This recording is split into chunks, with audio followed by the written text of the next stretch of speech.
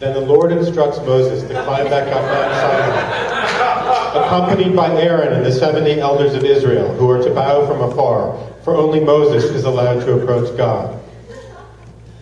Before setting out, Moses repeats God's commandments and rules. With one enthusiastic voice, the Israelites agree to comply.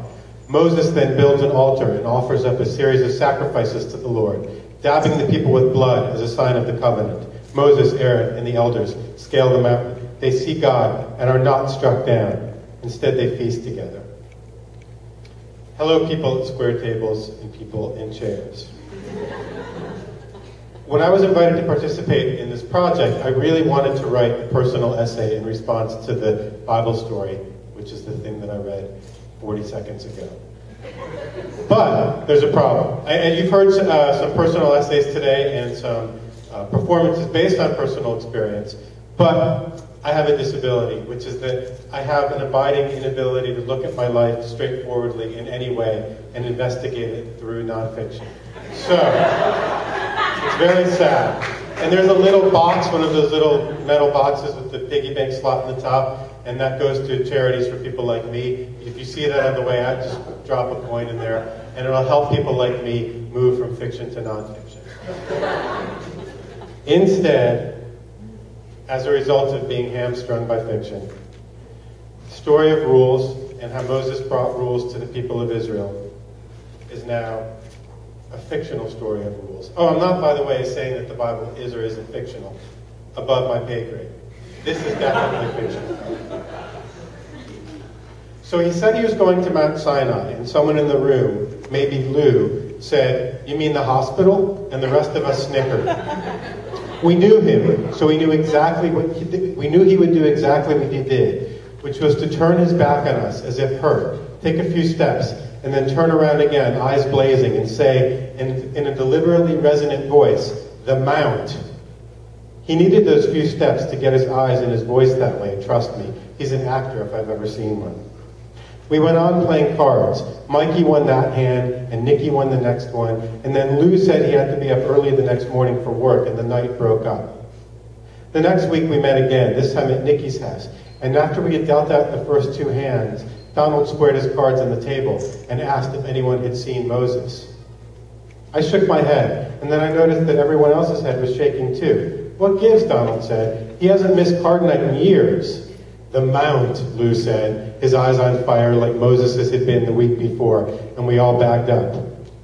That night I did a little better, not at cards, but in general, because Mikey brought his daughter Jane to the game. I don't want to give anyone the wrong idea. Mikey's about 20 years older than the rest of the guys, so his daughter is only a little bit younger than we are. We've all known Jane since she was a teenager, and all of us shed a tear when she told Mikey she was moving in with her boyfriend.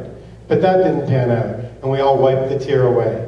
At least I did. I can't speak for the other guys. All I can say is that I've had a thing for her since before it was allowed. Nikki was on a serious winning streak to the point where Donald accused him of putting mirrors or cameras up so he could see the rest of our cards.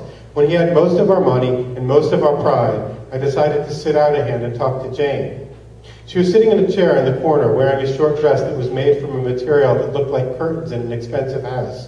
And I was pretty sure that if I got her into the light, I'd be able to see through it. But I was happy to talk to her in the dark, too. She told me about a business she was starting, something about arranging for house sitters who are also maids, so you could go away on a trip and come back to find your place in perfect shape. "That sounds like a good idea," I said. "It's the kind of thing I've never thought about before. Now that you say it, it makes sense." Just at that moment, Moses burst in. His eyes were as wild as when he had left, but this time it didn't seem like acting.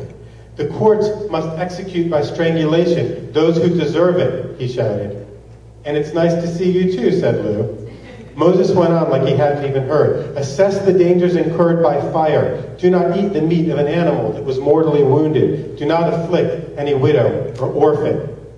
"Just calm down," Donald said. "We're trying to derail the Nikki Express here." But Moses wouldn't calm down. He flailed his arms and moved his head from side to side so his hair flew out. "Transgressors must not testify," he said. "Transgressors must not testify."